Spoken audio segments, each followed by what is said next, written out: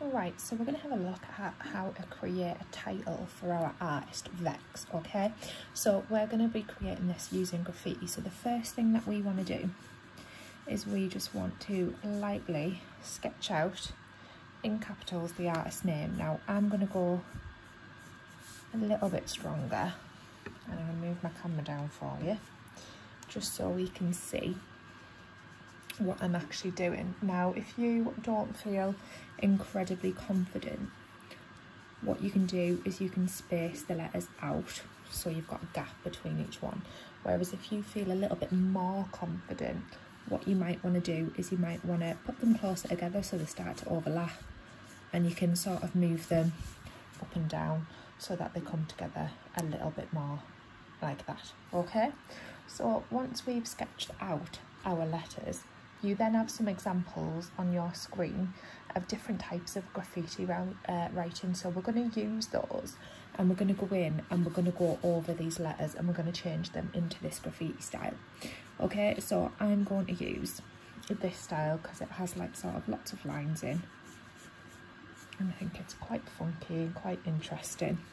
So I'm just looking at the letters on my computer screen, and to start off with, I'm not going to draw the 3D elements, I'm just going to draw the sort of basic shape of the V that I see on my computer screen, okay?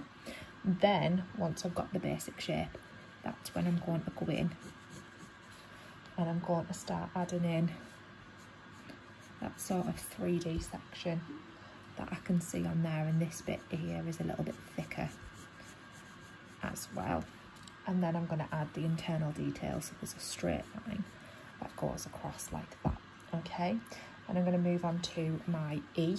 Now my E goes a bit more of an angle, and then it has this sort of bit on, as we often see in graffiti writing, goes a bit like that, and then comes back. I've got my middle section, and then I have my bottom section that comes like that. And you can see, just because I've got that original E shape in there, it sort of tells me where I need to put everything and where everything needs to go, okay? So then I can start drawing my 3D elements again. So I've got that bit that goes around the bottom, and I've got some 3D elements here where lines sort of get thicker as well, and it actually goes in a bit there and comes back out a bit like that. Sort of missed that bit off, I'll just add it in. Okay, then I'm moving on to my X. Okay, so my X sort of has almost like a curvy section that comes back in on itself like this, and I can see that I've been a little bit ambitious here with how tight I'm trying to squeeze my X's together, so I might have to move one of them, but that's completely fine. And then this end curves around like that and comes into a sort of big bump at the bottom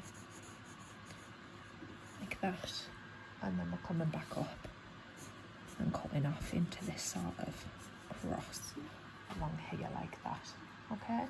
And then again, once I've got that in, that's when I can start going back in and drawing my thicker 3D parts to the letters. Just again, looking at the picture, looking at where lines appear thicker and where lines appear thinner. And then again, I'm just going to add the internal detail in there, okay? And then it becomes nice and easy for the next one, because again, I'm just drawing that same shape. Now the problem is here is I drew that X there, and that's clearly going to be too close, so I'm going to have to move my other one over a little bit more over here. But then again, I'm just drawing the same sort of shape, and they kind of nicely sort of fit together then there, which is quite nice. Again, just draw that bump on the end.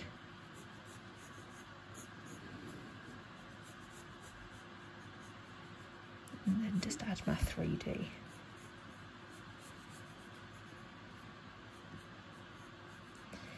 elements into those bits.